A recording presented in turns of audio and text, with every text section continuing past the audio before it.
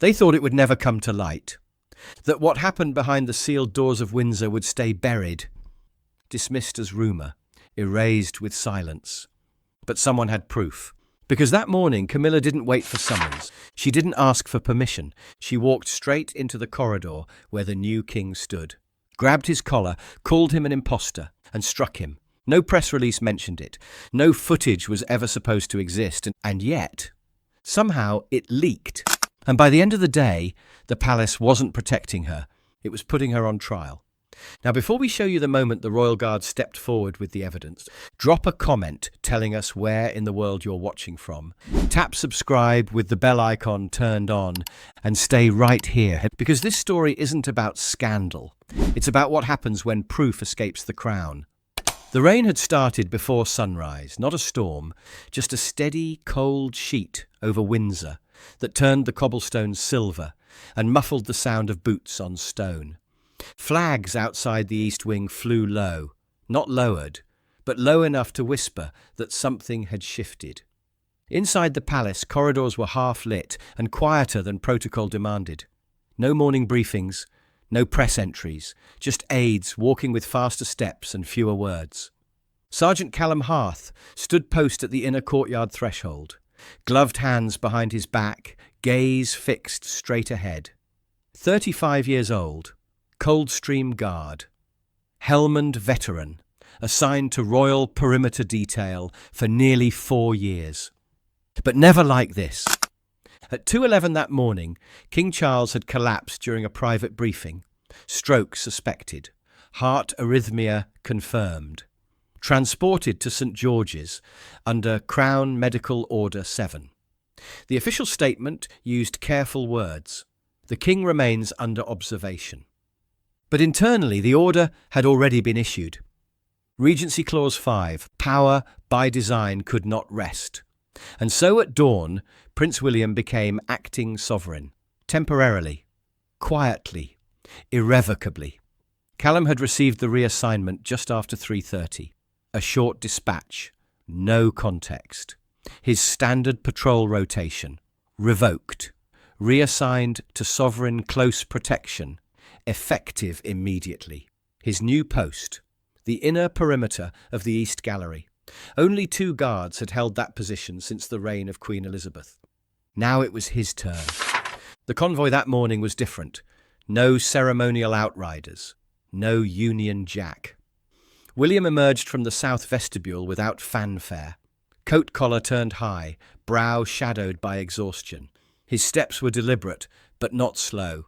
Behind him, a single military attaché. No aides, no press, no queen. As William passed in the hall, Callum gave a subtle incline of the head. Not a bow, not a salute, just acknowledgement. William didn't speak, but something passed between them anyway, the kind of still recognition that doesn't require a title to exist. 10 minutes later, the inner radio frequency went quiet. Not silence out of failure, silence out of tension.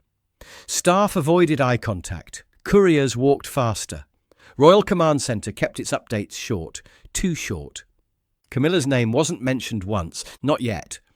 Callum stood alone in the corridor, boots square on the stone, as light rain continued to tap against the leaded windows behind him. And in that strange quiet, he understood what most of the palace hadn't yet said out loud.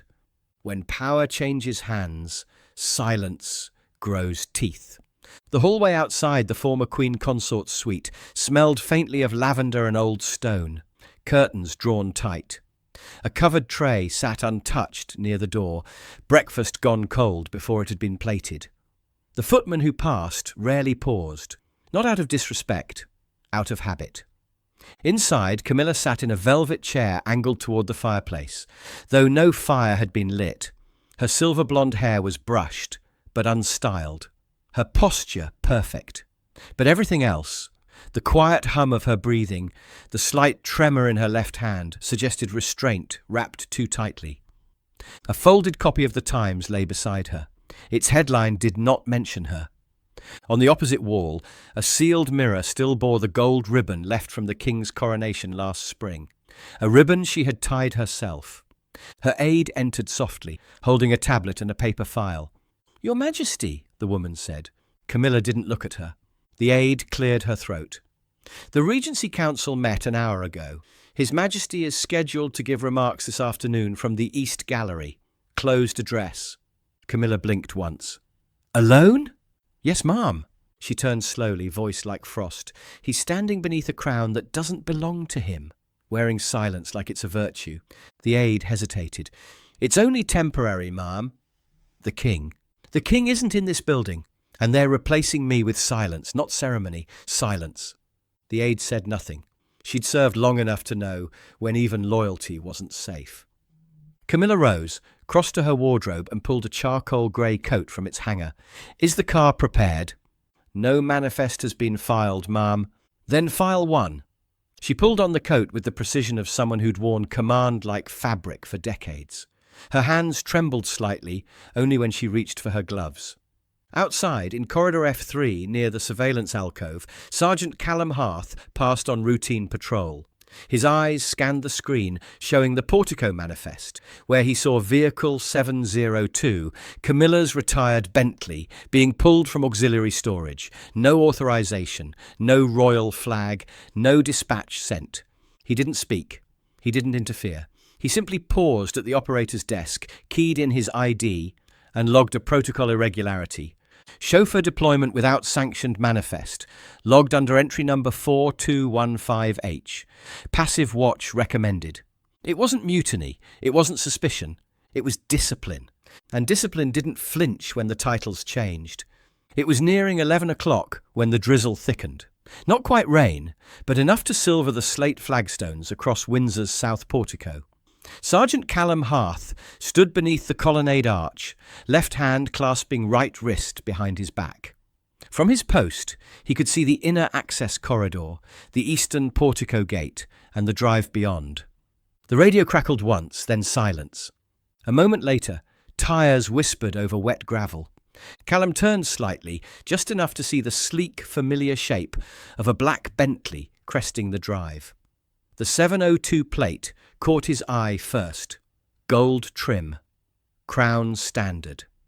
Decommissioned 3 months ago, officially retired from state use after the King's final public appearance.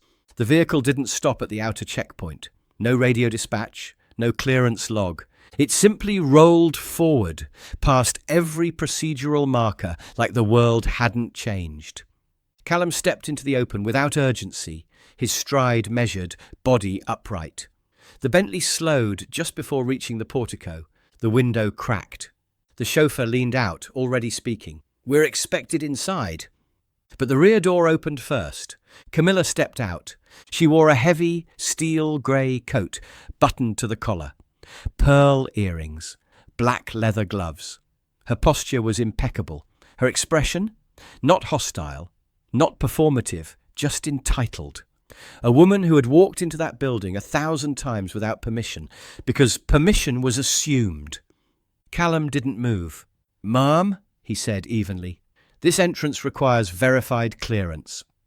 Crown Standard 702 has been retired and no current manifest exists.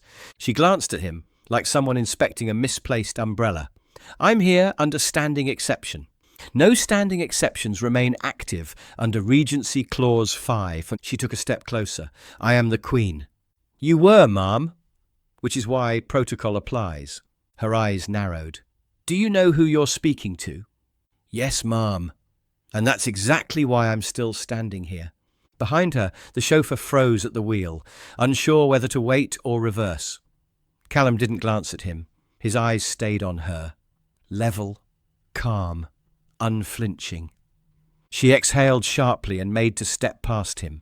His left boot shifted, just an inch, just enough. She stopped. Ma'am, I need verbal confirmation that you understand the security revision. For the record. Her eyes narrowed. I'm not signing in like a contractor. No, ma'am. Just confirming you've been briefed on Clause 5 restrictions. I don't need a briefing from... Then I'll note refusal of acknowledgement in the log. She stared at him. It wasn't anger anymore. It was something colder, calculation. The kind of look that used to end careers.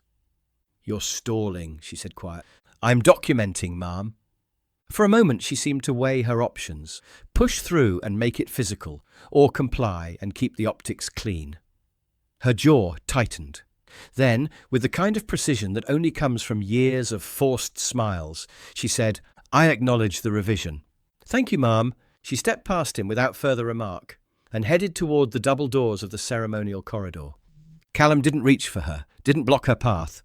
Instead, his right hand rose to his chest and tapped a small recessed button beneath his coat, activating the internal audit stream built into the Coldstream Guard's surveillance tier. A soft click, a tiny red light near his lapel. Nothing more. The moment she crossed the threshold, he keyed his radio mic, voice low and procedural. "Post-hearth, unscheduled entry, former consort. Crown Standard 702 arrived unannounced.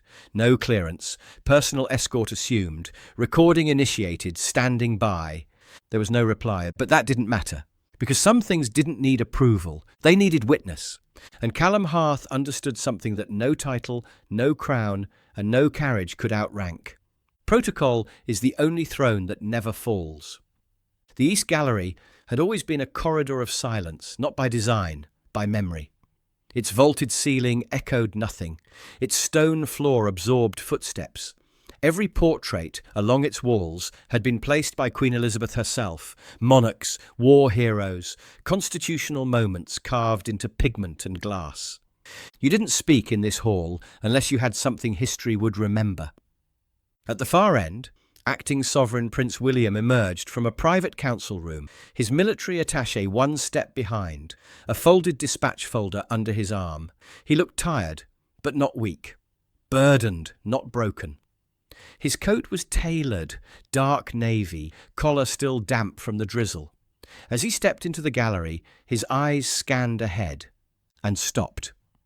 Camilla stood alone, mid-corridor, facing him. Callum Harth shadowed 3 paces behind as protocol dictated, posture upright, eyes scanning both her and the flanking alcoves. William halted. His expression didn't change, but the silence between them thickened. "Camilla," he said. "You didn't summon me," she replied. "No, I didn't." She took a step closer. "You're going to address the Crown Council without me. You're not on the council. I built the council. I spent 20 years holding your father upright while he rebuilt public trust. I carried the cost of silence every time this family was dragged through mud. You weren't erased. You were asked to step back." She stared at him, disbelief giving way to something sharper. "Step back while you pretend your borrowed crown has weight." "This isn't the place," he said, voice still composed. "Then make it one." She stepped forward again. Too close this time. Callum's hand reflexively hovered near his belt, not reaching for anything, just measuring tension. Camilla's voice dropped. "You think you're strong enough to wear your mother's memory like it's a uniform? You're not. You're a boy standing in a graveyard, trying to sound like a man." William didn't react. He simply adjusted the folder under his arm and turned to walk past her. And then it happened. Her hand snapped out, not quite sudden, not quite expected. Fingers gripping the collar of his coat, she yanked, not violently, but hard enough to stop him. And with her other hand, she slapped him across the face. The sound cracked against the limestone. The attaché froze. William stumbled one step back. The folder hit the floor. Callum stepped in at once, his voice cutting the air like a clean blade. "Ma'am, you're approaching a breach of protection code. I need you to step back immediately." Camilla stared at him, chest heaving. "Don't you touch me." William steadied himself, jaw tight. "Seal the corridor." The attaché keyed his comm. Doors at both ends shut with heavy finality. Camilla looked around suddenly, realizing the space had shrunk, that it wasn't a corridor anymore. It was a witness box. Callum didn't move. The red light on his lapel blinked softly, still recording. He didn't shout, he didn't threaten. He just stood there, the only person in the building who hadn't moved, flinched or failed. For 2 full seconds, no one moved. The sound of the slap still lingered, as if it had marked more than skin, like it had split the air itself. The corridor remained sealed, its vaulted ceilings trapping the tension like pressure in a jar. Camilla's chest rose and fell, sharp and uneven. Her hand trembled slightly at her side, the adrenaline giving her no place to hide. Her eyes darted to the closed doors behind her, then back to William, who stood still, a red mark blossoming across one side of his face, his voice quiet but measured. "Stand down," he said, not to her, but to everyone. Nobody moves. Sergeant Callum Harth remained exactly where he had been, 3 paces back, the blinking red of his internal audit feed still active on his lapel. His stance hadn't changed, but everything else had. The silence was no longer ceremonial. It was procedural. He keyed his shoulder mic. Post Harth. Confirming physical contact initiated against acting sovereign. Initiating Article 12 procedural archive. Audio-video record active. Standing position held. There was a long pause on the line and then, "Command copies. Continue." Camilla slowly turned toward him, her voice low but shaking. "You wouldn't dare submit that report." Callum didn't flinch. "Already logged, ma'am." She blinked, realizing the words weren't for intimidation. They were a fact. Fixed. Irrevocable. The statute had already started counting. "I demand that footage be sealed," she said, louder now. "This is a family matter, not a breach." Callum didn't respond because it wasn't his role to justify. It was his role to document, to witness. She stepped back, visibly rattled, eyes scanning the others as if looking for someone who would side with her. None did. Behind her, the double doors unlocked. One aide pulled them open in silence. Without another word, Camilla turned and walked out. Her heels struck the floor harder than before, like each step was an argument she couldn't say out loud. Once she disappeared around the corner, William lowered his eyes, then bent to retrieve the folder that had dropped during the scuffle. The pages had scattered across the limestone. Briefing notes on constitutional succession, a memorandum on regency protocols, and a single photograph. Charles, 2 weeks prior, signing his final dispatch with trembling hands. William gathered them slowly. His jaw still carried the red imprint of her palm. The attaché stepped forward, voice barely above a whisper.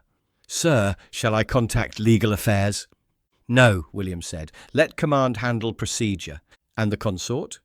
William didn't answer immediately. He straightened, folder reassembled, and looked down the empty corridor where she'd vanished. "She's not the consort anymore. She's just someone who forgot that crowns don't forgive contact." The attaché nodded once and retreated toward the council chamber. Callum remained exactly where he'd been standing, 3 paces back, posture unchanged. The red recording light on his lapel had gone dark, but the feed had already uploaded to the central archive. Irretrievable. Permanent. Only when the corridor was empty did William glance at him. "That feed," he said. "Does it stay?" Callum replied calmly. "Until command requests retrieval." "And if they don't?" Callum hesitated for only a moment. "Then it stays anyway." William studied him for a long second. The flicker of something, respect perhaps, or exhaustion, moved behind his eyes.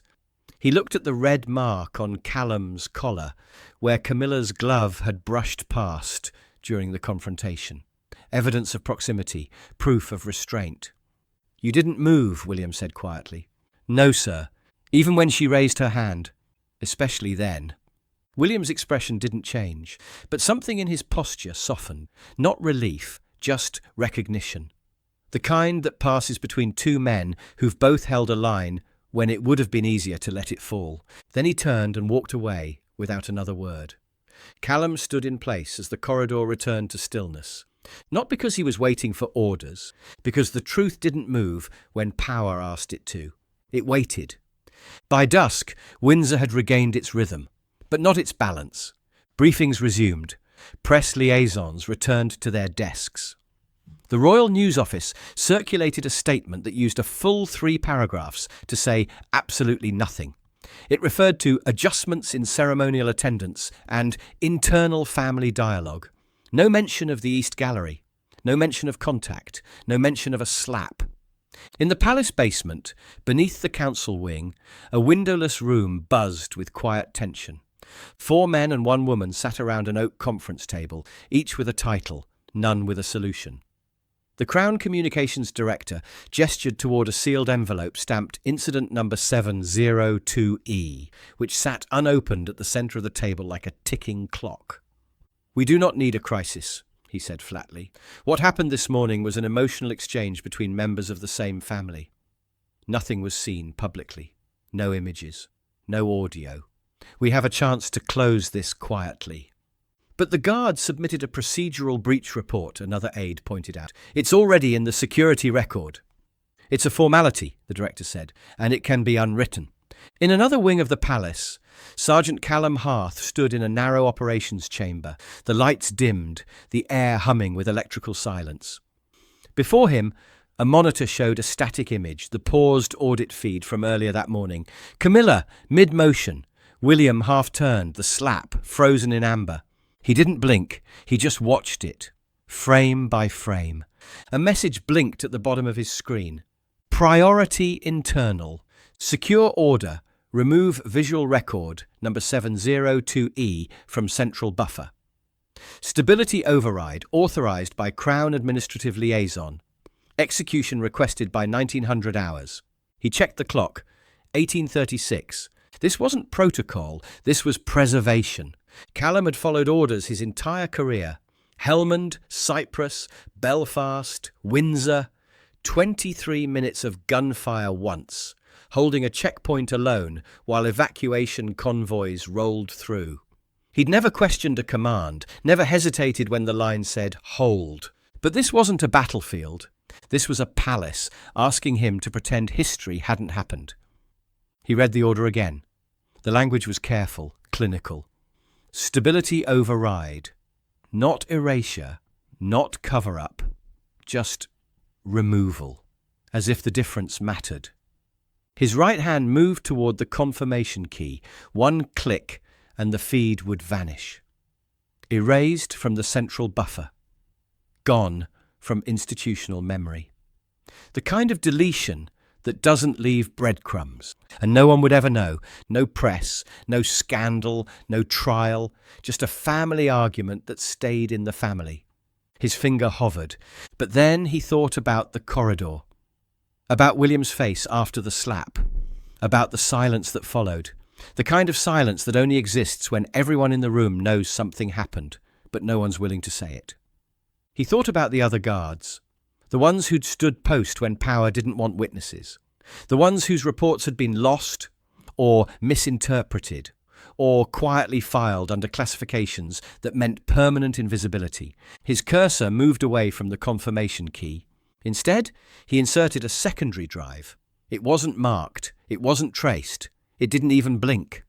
He copied the audit stream, not to external media, not to press, not to web, but to a secured, encrypted folder routed directly into the Internal Integrity Tribunal, a rarely used but sovereign-authorized fail-safe channel designed for one purpose, when truth needed to bypass diplomacy. He didn't sign his name. He didn't leave a note, just the file, marked anonymously under Crown YD hash, CH, visual record, 702E, integrity channel transfer. Then he logged out. The audit system erased his local session. The room returned to its hum. He stood for a moment, his hand resting gently on the edge of the console. Not shaking, not second-guessing, because in a palace full of titles, only one role had no room for hesitation. The guard. The next morning, before the palace kitchens had begun their clatter, and before the guard rotations changed over, a sealed envelope appeared on the desk of the Lord Chancellor. It bore no wax seal, no return name, just a single notation handwritten across the front. Visual record 702E, Internal Integrity Tribunal routing. By the time he opened it, the Chancellor had already guessed what it contained. Inside, a labelled drive and a typed note. Recorded by audit feed, Coldstream Tier 1, Guard ID redacted, Statute 12 trigger confirmed, no flourish, no interpretation, just the truth. He didn't forward it to committee. He didn't flag it to communications. He had the envelope hand-delivered, without digital transmission, to the personal courier of acting Sovereign Prince William. That courier, A senior private clerk named Arden waited outside the East Wing private study until William emerged in uniform. No crown, no entourage, just silence and damp hair from a cold shower that hadn't cleared the weight from his face. Arden offered the envelope wordlessly. William took it without question and stepped back inside. He watched the footage alone. Seated at a desk once used by his mother, in a study panelled with portraits of constitutional monarchs going back 3 centuries, William pressed play.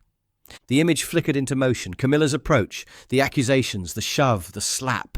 Then the voice of a single guard. "Ma'am, you're approaching a breach of protection code. I need you to step back."